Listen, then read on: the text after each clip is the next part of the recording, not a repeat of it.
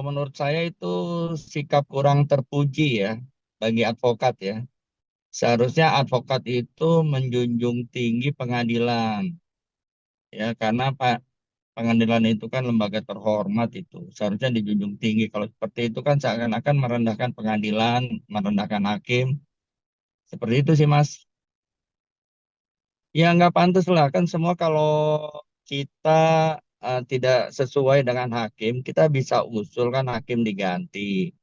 Tapi bukan dengan cara teriak-teriak atau naik meja pengadilan. Saya ngelihatnya kalau naik meja pengadilan dulu tuh waktu kita hobi clubbing kan naik-naik meja ya kan. Gitu kan. Makanya ini kan pengadilan bukan clubbing nih sampai naik-naik meja begitu. Pengadilan itu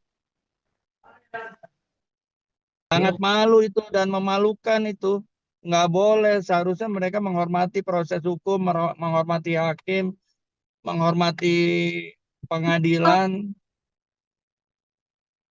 Itu bisa dipidana itu. Salah ya pasal 280 tuh KUHP. Tapi hukumannya nggak lama. Minggu, 3 minggu atau apa tuh ancamannya tuh. Iya jelas ada pasal baru itu. Ya masalah di pengadilan jelas ada pasal baru. Nanti ya terserah ke majelis hakim itu. Ini kan seperti apa ya, tanda kutip, jadi kelihatan seperti tidak kooperatif. Padahal kan ada jalurnya tuh. Kalau tidak setuju sama hakim, ada jalurnya. Sehingga nanti kalau hakim memberatkan sikap dia, ya hakim tidak salah gitu. Yang memberatkan bahwa dia tidak sopan di pengadilan kan. Mm. Iya, menghina hakim kan di situ itu yang memberatkan gitu loh. Jangan asal tuduh juga terhadap majelis hakim. Jadi nanti kan ada faktor yang meringankan dan ada faktor yang memberatkan. Nah, itu salah satu faktor yang memberatkan di dalam putusan hakim nanti. Pencemaran nama baik itu kan terbuka untuk umum, ya. Kecuali masalah kesusilaan, masalah anak-anak itu tertutup.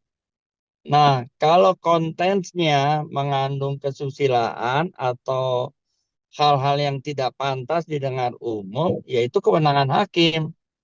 Seperti itu, hakim boleh saja meminta bahwa kita melakukan sidang tertutup, walaupun aturannya bukan itu, tapi konten yang akan dibicarakan adalah hal-hal yang tidak pantas didengar.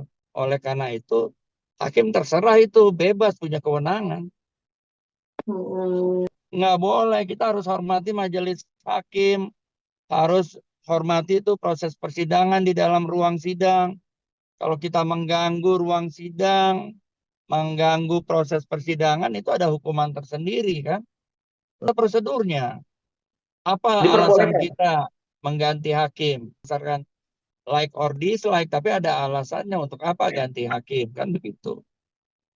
Tidak fair kan harus dibuktikan lebih lanjut tuh. Kita bisa mohonkan kepada ketua pengadilan untuk mengganti hakim. Tapi bukan dengan cara teriak-teriak, begitu. Bukan, iya, bukan dengan cara di ruang persidangan ada prosesnya. Kita tulis surat aja kepada ketua pengadilan. Alasannya seperti ini.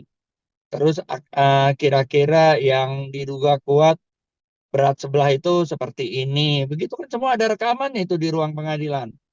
Semua terekam di ruang pengadilan, ada CCTV, di dalam sidang juga kan direkam, itu dibuktikan aja.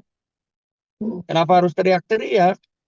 Ya, Oh jadi iya, jujur aja. Jadi kalau ada advokat yang seperti itu ya kita malu lah sebagai advokat kan. Advokat kan profesi terhormat nih.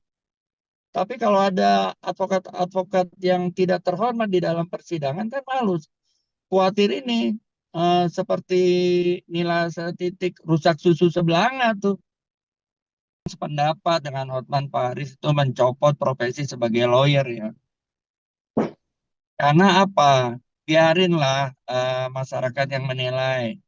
Itu kan cari nafkah. Nanti kalau cari nafkahnya dicopot kan tambah banyak orang-orang yang sulit nih. Di negara ini udah banyak orang yang sulit, jangan tambah orang-orang yang sulit. Hukum aja atau diberi sanksi lah. Misalnya tidak boleh beracara sekian bulan, seperti itu. Ya, atau paling lama 1 tahun lah tidak boleh beracara di pengadilan.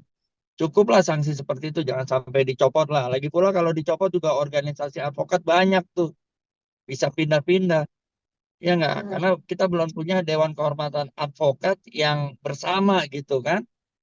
Seperti itu. Kalau misalnya organisasi advokat yang ada ini punya Dewan Kehormatan, satu Dewan Kehormatan baru enak tuh.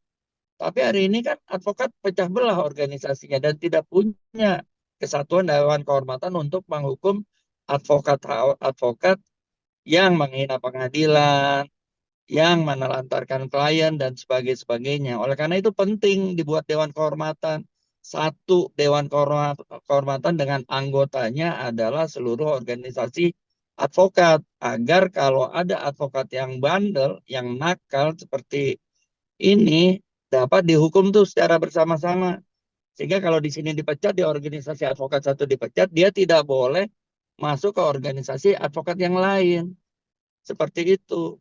Kalau di sini diberi sanksi, jangan loncat ke organisasi advokat lain sehingga sanksi ini tidak dijalankan karena dia ada di organisasi advokat yang berbeda yang tidak memberi sanksi. Jadi yang dirugikan ya dengan banyaknya organisasi advokat, klien juga bisa dirugi, masyarakat lah bisa dirugikan, pengadilan juga bisa dirugikan. Jadi penting nih kepada Mahkamah Agung ya bersama-sama dengan organisasi advokat yang ada membentuk Dewan Kehormatan Tunggal.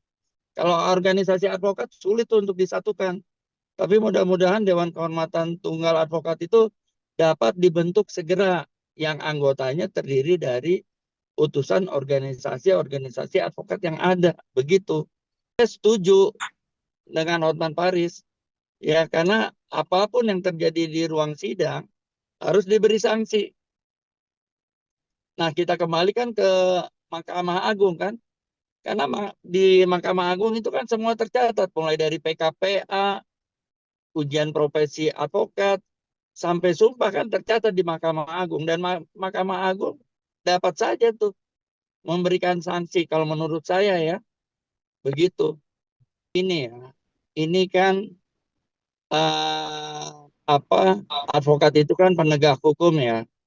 Kalau menurut saya memang tidak asal tangkap, kembalikan kepada organisasi advokatnya bersama-sama dengan Mahkamah Agung memberi sanksi. Kalau ada sanksi pidananya kan ada tuh kurungan, silakan dikurung. Ya, sesuai dengan hukum yang berlaku tuh. Kalau ada advokat yang melanggar itu kan jelas melanggar KUHP tuh. Nah, jadi silakan itu diproses hukum dan diberikan kurungan. Begitu. Bang, Tapi terakhir jangan sampai dicabut lah, itu berat. Kalau cabut kan berat, orang nggak bisa cari nafkah lagi. Itulah memang memilih advokat harus jeli ya kan. Sekarang advokat banyak banget. Ya, cari advokat yang jujur, punya attitude yang tinggi ya, gitu sopan santun. Seperti itu. Kita ilmu setinggi apapun kalau tidak punya attitude itu nol. Pengacara setop apapun tapi kalau tidak punya attitude itu nol nilainya. Oleh karena itu masyarakat benar-benar harus jeli memilih advokat yang track recordnya baik, begitu kan? Yang sopan santun, keilmuan itu mumpuni, seperti itu.